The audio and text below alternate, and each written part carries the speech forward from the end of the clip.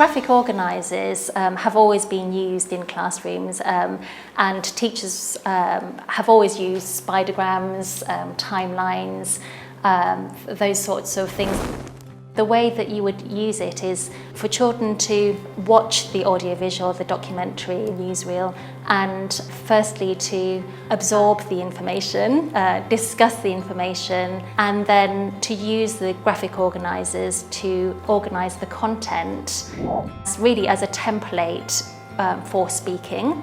So what they might do is watch the audiovisual and then jot down key information, key notes, key descriptions, already compose that key information into full sentences, rehearse it, and then present using that information.